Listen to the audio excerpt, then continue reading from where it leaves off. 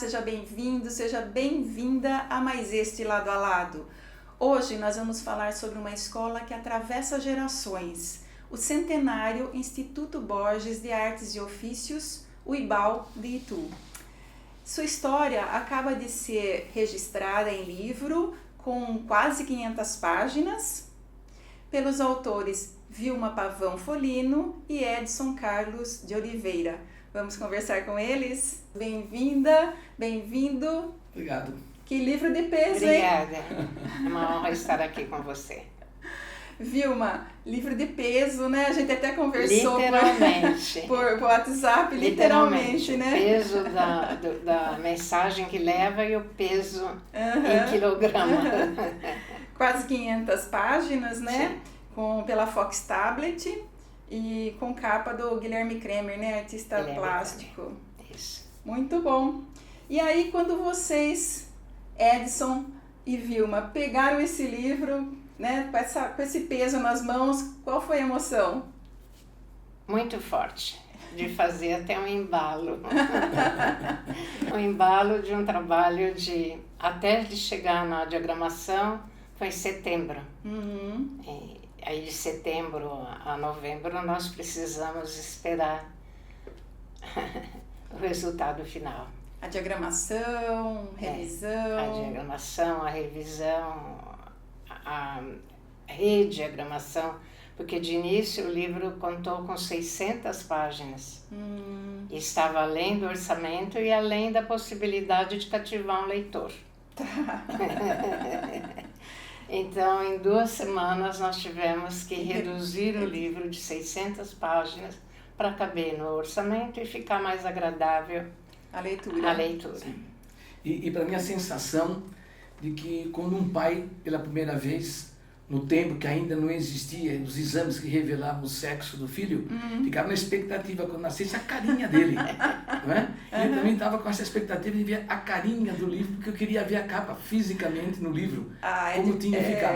E, viu, pela característica da capa. É um prazer muito grande pegar o seu filho nas mãos, né? Sim. É indescritível, é indescritível. Sim. E como que surgiu, então, a ideia de um livro sobre a história do IBAL? Bom, foi circunstancial. O ano passado, no dia 28, 29 de novembro, tive a oportunidade de lançar o livro Itu é a História. Que está aqui, Múltiplos olhares sobre a educação. Um livro que há tempo eu pensava em escrever, porque desde que eu vim para cá eu li muito sobre Itu, eu quis conhecer a alma de Itu, lendo e pesquisando, e vi que mesmo os livros mais famosos de autores históricos da cidade, sobre a educação falava sempre muito pouco. Isso me deixou muito aborrecida. Eu falei, preciso ajudar a preencher essa lacuna. E a ideia veio daí. Quando eu comecei a estruturar, vi que não conseguiria fazer sozinha em menos de alguns anos, porque afinal eram 410 anos na época sobre a educação em Itu. Aí abri para antologia e o livro saiu em 1 ano e pouco. Este, né? Esse daí. Que foi lançado no final do ano passado. Isso. Aí no final do ano passado, no final de novembro, foi a última reunião da CADIL do ano de 2024 e ela foi realizada no IBAL, homenageando o IBAL pelo seu centenário. E na página 190 desse livro, um capítulo é destinado ao IBAL. E você achou muito pouco, né? Não foi bem assim, não. Aí eu comentei que na página 190 havia a história completa, bem resumida do IBAL, e que na pesquisa eu havia entrado num site do Liceu de Artes e Ofícios de São Paulo, porque ele era a imagem modelo da época de um liceu, forte e bem estruturado. E o daqui o IBAL se chamava Liceu de Itu. No site do Liceu de São Paulo, um ícone me chamou a atenção. Eles têm lá uma chamada aos ex-alunos para contar como é que foi a vivência lá e o que isso gerou para a sua vida profissional. Aí, o que eu fiz? para quebrar a monotonia da palestra, eu perguntei para a plateia, temos ex-alunos aqui na plateia, gostariam de verbalizar sobre a sua vivência aqui? Aí se manifestaram uns 9 e gostariam de se manifestar a respeito, disseram que sim. Eu falei, então tá, vamos instituir aqui o Ibal e eu. E já rotulei o Ibal e eu. Aí dentro do Ibal e eu eles foram falando, contando, emocionados inclusive, muito emocionados, relembrando as vivências, os castigos que tiveram, reprovações, elogios, tudo que você pode imaginar e vai encontrar no livro, já foi relatado lá. No final da reunião, esses alunos vieram, queremos fazer um pedido. Falei, pois não, se eu puder, pode. E qual é? Nós queremos um livro igual a este, História da Educação e Tu, sobre o Ibal. E com o Ibal e eu. Tá. Que feliz, né? Que dia feliz esse. Aí eu fiquei, assim, como eu disse lá no lançamento, eu quis impactar a plateia e eles acabaram impactando. Eu relutei porque eu estava lançando, acabando de lançar, né? Aí pressionam e falam, cada um argumentando, até que o Edson argumentou. Aceita, Vilma, eu ajudo você na busca dos depoimentos. Aí todo mundo me olhou assim. E agora? Vamos nessa, né? Aí eu falei, aceito. Então você ficou com a parte histórica, né, Vilma? A histórica dá um pouco de formato junto. A gente fez um trabalho bem, vamos dizer, democrático. Sim. Sempre partilhado, sempre discutido. Nenhum dos dois tomando a frente sozinho de nada. E o Edson ficou mais com a coleta de depoimentos, Edson? Exatamente. Como é que foi essa... Quando ela propôs de se expressar lá na frente nesse dia, eu me senti impulsionado, porque eu estudei lá de 67 a 70. Os dois estudaram lá? Não, só eu. Só o Edson. Eu vim para cá em 99. Tá. Eu e meus irmãos quase todos estudaram lá. E eu vi da importância que foi aquele momento para mim de externar, de expressar a importância do Ibal na minha vida. Né? Aí nós fizemos uma proposta, depois que nós conversamos, uma proposta, encaminhamos ao provedor da Santa Casa, ele autorizou, ele aprovou, e eu então estabeleci 3 estratégias para que eu conseguisse reunir esse povo todo. Esses 160 depoimentos, sim, gente. 170. 70? 170. Aí eu pedi ao Ibal uma relação de ex-professores, ex-funcionários, são quase 600, desde 1937. Eu li nome por nome e os nomes que eu identificava como sobrenome possíveis de pessoas conhecidas, eu fui entrando em contato. E à medida que eu ia encontrando na rua, na missa, na farmácia, que pela idade a gente mais se vê, até em velório, na igreja, em velório, cemitério, eu não perdi a oportunidade de convidar. E também estimulava, se eles conhecessem alguém que estudou no Ibal, que entrasse em contato comigo, passasse o dado que eu ia, então, manter contato. Assim eu fui estabelecendo contato com quase 250 ex-alunos, ex-professores, filhos de professores, cujos pais já não estavam mais entre nós, né? E convidando a escrever. Estabelecemos um período, de 1º de fevereiro até 30 de abril, para receber esses relatos. E como o Ibal fez 100 anos, a nossa intenção era ter 100 relatos, 100 depoimentos. A meta era essa. A meta era 100. Porém, como dizer não aos outros que foram chegando? Né? Não podia dizer não. Né? E eu procurava também identificar alguns fatos curiosos ou alguns pontos em que, por exemplo, no esporte. Então, eu busquei algumas pessoas que tinham um sucesso no esporte. Tá, para não ficar muito só focado numa área. Perfeito. Para diversificar bem o sucesso de todos nós. Né? E eu identifiquei que quase, não estou exagerando, mas de 70% a 80% do PIB do ano passou pelo Ibal. Né? Então, eu fui convidando essas pessoas para mostrar o quanto o Ibal ajudou a sociedade tuana. A importância do Ibal, né? Todos esses ganha anos. Com esses alunos do Ibal. Assim nós conseguimos reunir esses 170 depoimentos. Fôlego, hein? E Vilma, você que ficou mais com a parte histórica, né? Você poderia assim deixar para o nosso público alguns pontos desses 100 anos que você acha que foram mais marcantes para o IBAL? Olha, o período mais marcante para as atividades do IBAL, eu posso dizer que foi o período final dos anos 50, 60, até o 1972, quando a lei mudou novamente. No início, o que foi que aconteceu nesse período que eu estou falando? A criação do ginásio industrial, que foi o grande período áureo do IBAL. Teve um ano, já próximo a 1970, em que tinha quase 1.500 alunos. Nossa. Quase 500 alunos por período.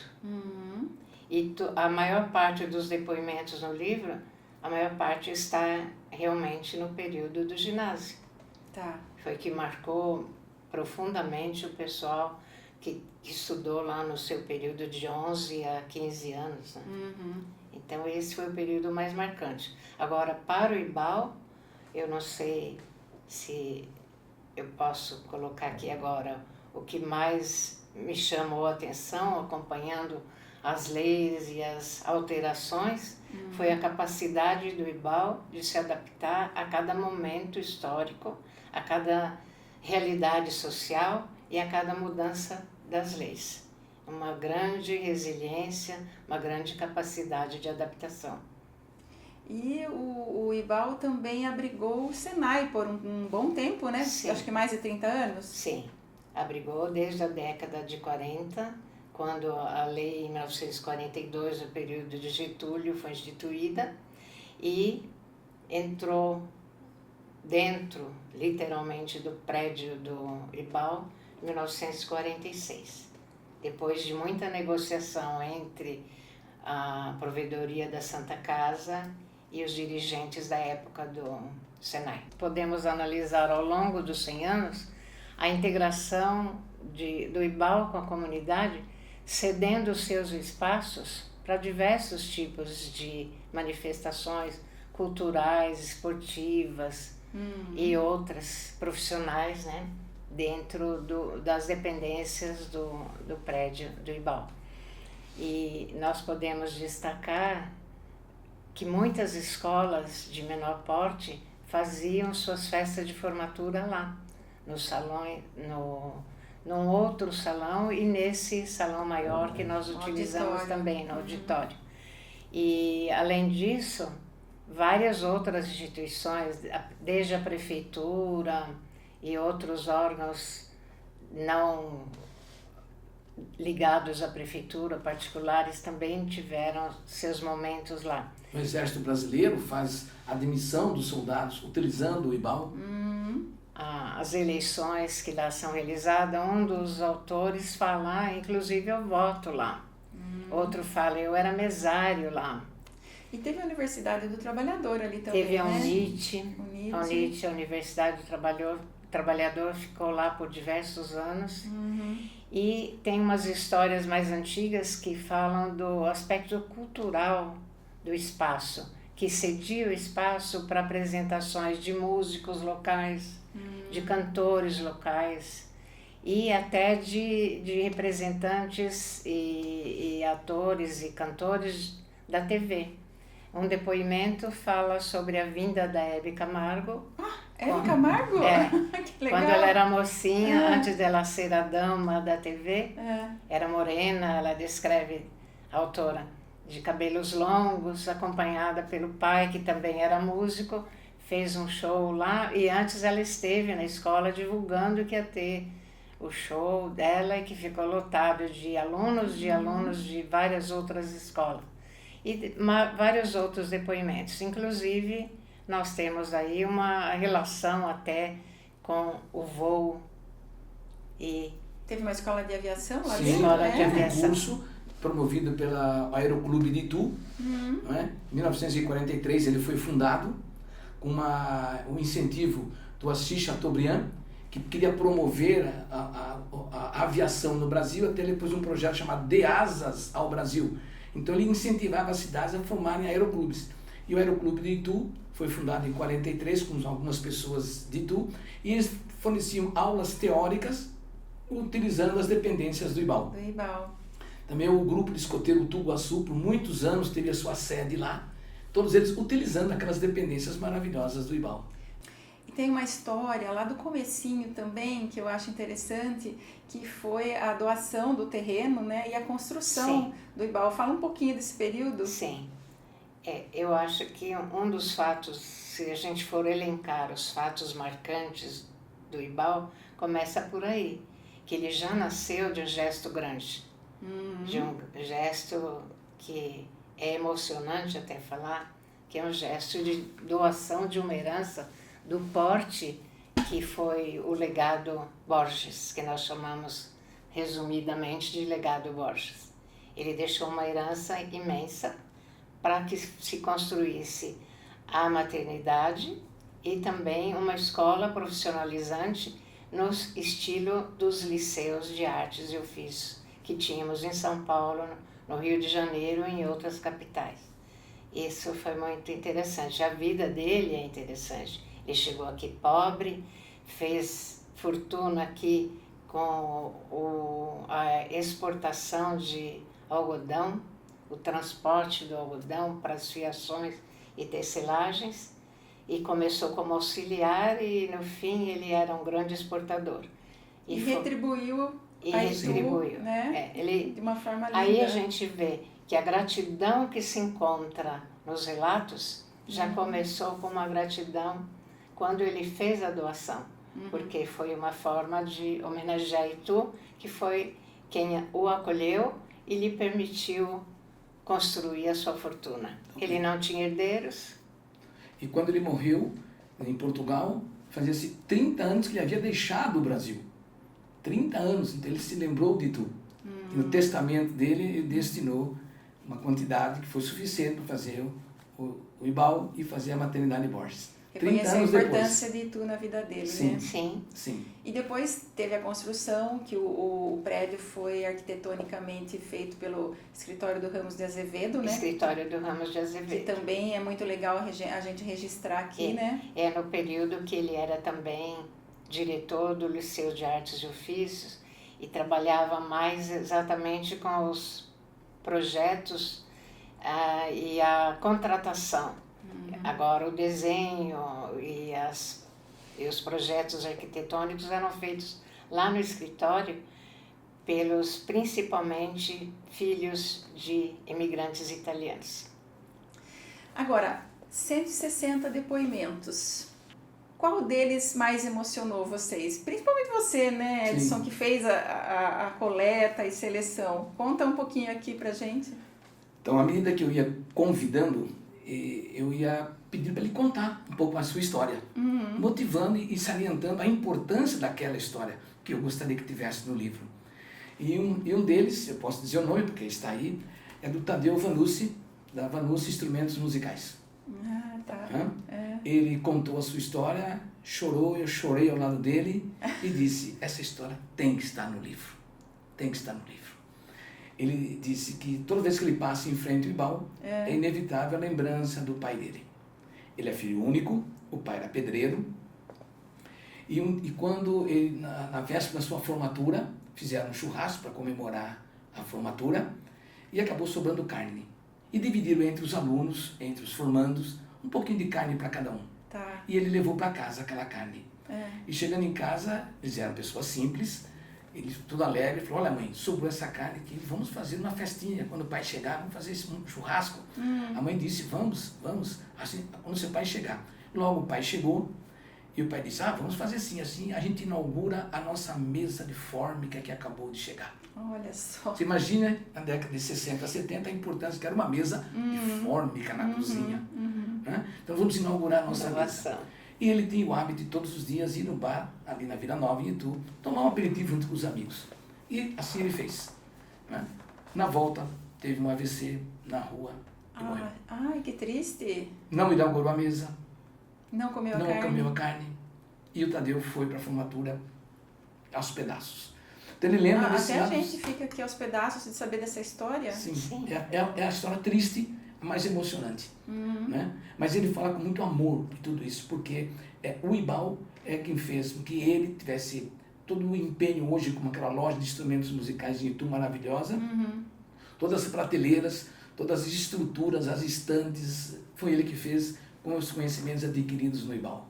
Né? Embora tenha esse lado triste, emocional, mas ele carrega um amor enorme, e foi lá que ele teve também o início na música. Foi lá tocando, foi lá cantando e lá aprendendo violão com um colega que ele se desenvolveu na música, que é um grande músico hoje e que toca nas igrejas e sempre esteve à frente da música em Itu. Né? E começou tudo no Ibal. Então, antes da gente entrar no assunto do lançamento mesmo, que foi uma festa muito maravilhosa, gente, eu queria deixar registrado aqui que vocês têm outras parcerias, né, como autores, aqui, olha, Italianos em Itu, volume 1, Italianos em Itu, volume 2, né? Comenta um pouquinho rapidamente sobre esses 2 livros que vocês já escreveram juntos, inclusive com a sua esposa, né, Sim, Edson? Foi. Sim. A ideia do projeto foi da Fátima, Exato. Sua da esposa dele. A ideia foi dela e ela me convidou para participar e formarmos um trio para compor Italianos em Itu. E nós tivemos no primeiro volume um trabalho grande para convencer as pessoas a escreverem as histórias das famílias. Já o volume 2 saiu ao contrário.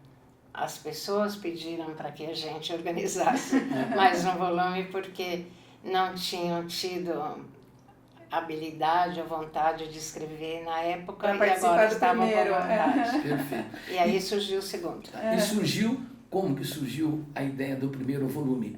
Porque em 2014 nós escrevemos um livro da família Lunardon, que é da minha mãe. Tá. Porque nós fazemos parte aqui das 2 associações de Salto, a Emiliano Romagnoli e a Giuseppe Verdi. Né? Nós fazíamos parte. E a gente percebia que muitos sabiam a história das suas famílias e nós não sabíamos nada da nossa. Né? E a Fátima era dos 4 lados descendentes de italiano, e eu só do lado materno.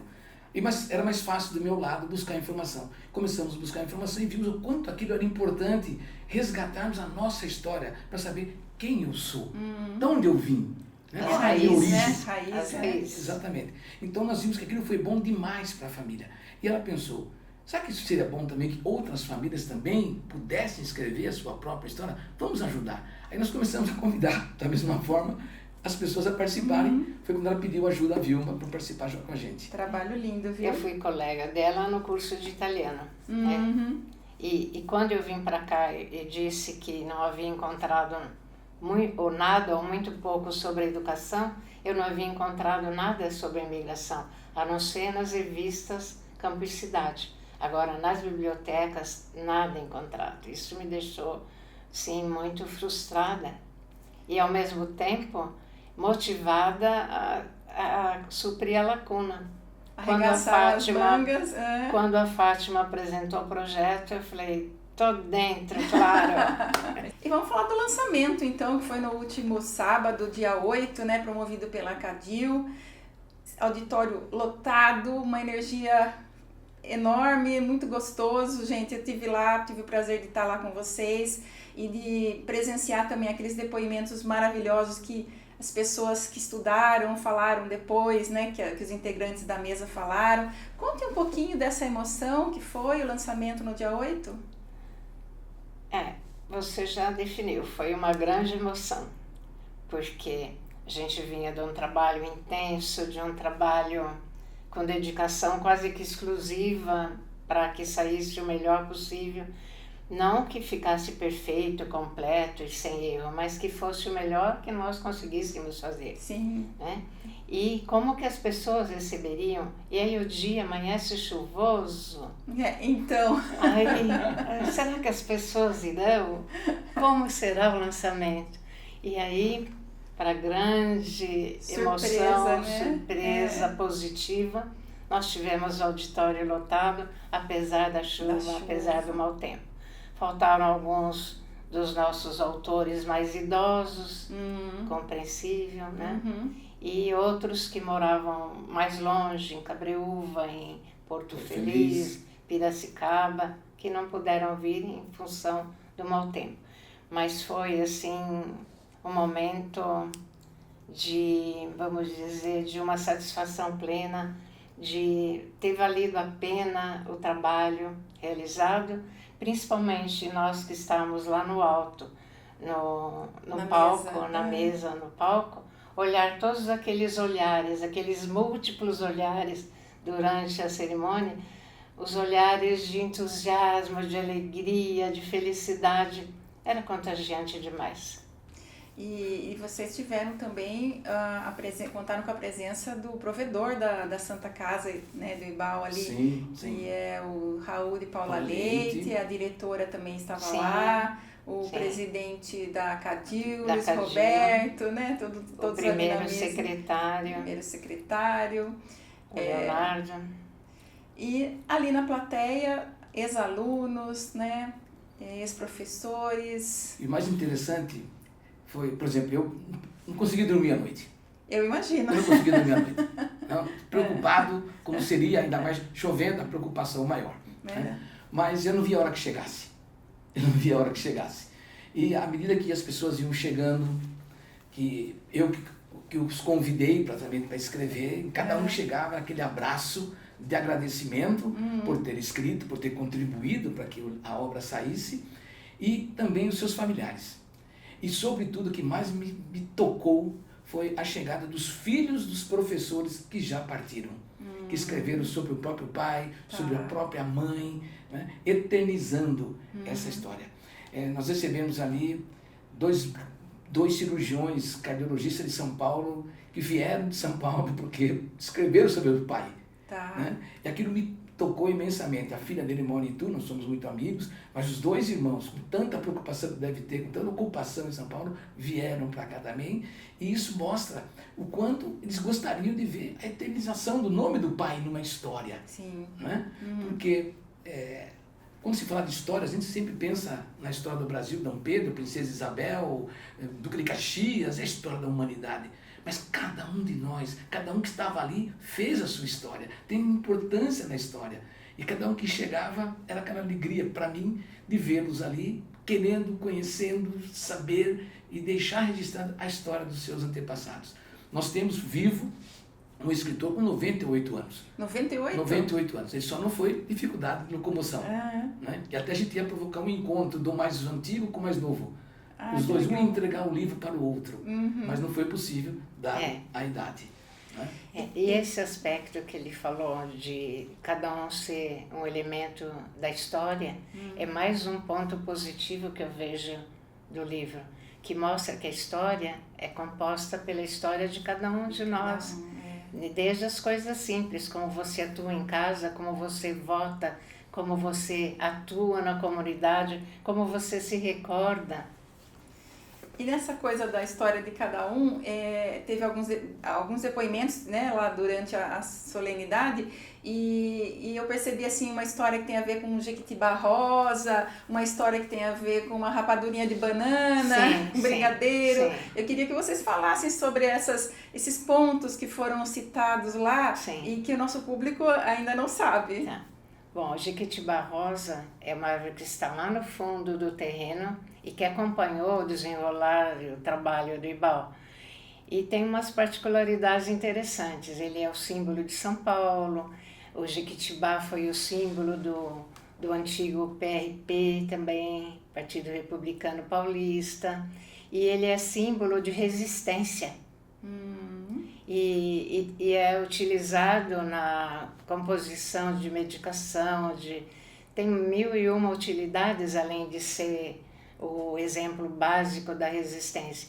Então ele chega a ser um símbolo do próprio IBAL, que ele completou 100 anos. 100 anos. E ele está lá ainda, porque eu fui até lá e não vi o jequitibá rosa. É que ele está atrás do prédio, você precisa dar a volta até chegar até ele. Mas no livro tem foto dele, frutos dele, flor dele. Então não cheguei ainda na página. E elenca a utilização dele em vários aspectos, da medicina inclusive, e fala também sobre a importância dele dentro da nossa história paulista, principalmente. Quando você for a Itu, você for a Itu, né, pela Rua Santa Rita, atrás do Ibal. Sim. Então, na esquina, dá para enxergar. Vai ter um bambuzal cobrindo um pouquinho, mas se você olhar um pouquinho para cima, você o vê. E a rapadurinha de banana e o brigadeiro, como é que entram aí na história do Ibal? Então, essa rapadurinha de banana é bastante interessante. A minha irmã estudou no Ibal e ela conta a história dela, que dentro da aula de culinária, ela tinha uma professora chamada Josefa, e que adorava fazer uma rapadurinha de banana que era uma delícia. Bom, então se a minha irmã colocou como aluna que era uma coisa importante, eu fui atrás da Josefa. Procurei saber quem era a Josefa, não era viva mais, mas tinha uma filha. Eu encontrei a filha, contei a história, pedi que ela escrevesse sobre a história da mãe. E colocasse a receita da rapadurinha de banana na história. E aqui está. Tá aí. Está na página 210. Muito show. Aí ela fez a receita, nós procuramos produzir uma receita com uma doceira e resolvemos também entregar para todos os que já estavam presentes uma amostra da rapadurinha de banana, lembrando desse fato. Lá no evento, né? Que delícia. A doce lembrança de um momento da professora Josefa. Bom, para escrever um livro e publicar, existe um custo, né, gente? E muitas pessoas apoiaram essa iniciativa de vocês. Eu acho justo que a gente possa hoje falar às pessoas que apoiaram a impressão do livro, né? Sim, então, perfeito. Você já está com ele na mão aí, Edson? Graças a eles que o livro pôde ser distribuído gratuitamente e tem aqui embaixo escrito, olha, venda proibida. Venda proibida. Cada um que esteve lá no evento também pode pegar um exemplar. Todos os convidados, escritores, não escritores, familiares, todos pegaram um exemplar. Porque quando nós apresentamos o projeto ao Dr. Raul, ele disse, olha, só que não se pode vender nada em nome do Ibal. Pelo Estatuto de Ibal, não se pode comercializar nada. Bom, diante disso, coube a mim, então, sair correndo atrás de patrocínio. Até porque boa parte, como já falei aqui, 70%, 80% do PIB ituano estudou no Ibal. Então ficava fácil de eu localizar algumas pessoas. Sim. Então, nós tivemos apoio de algumas empresas, como a Polo Espuma, que o proprietário estudou e conheceu a esposa no Ibal, São José Carlos. A história, A Comunica Tudo é o filho da Vilma, que faz um belo trabalho também em São Paulo. A Cris Filó, Gonzagas Madeiras, que também estudou no Ibal. A Magi Veículos, o Toninho estudou no Ibal, foi colega de turma. Neto Pneus, conheceu a esposa dele no Ibal. A Encargel, a mãe do André, estudou no Ibal, minha colega de turma.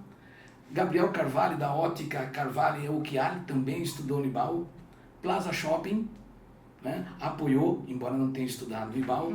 Serras Atlas, fez 30 anos agora, essa semana, inclusive comemorou no mesmo dia da festa. Também foi professor e aluno do Ibal. Supermercados Alvorada, do Claudinho, também estudou no Ibal, fez desenho mecânico lá. Vanucci, instrumentos musicais. Você já citou, né? Sim.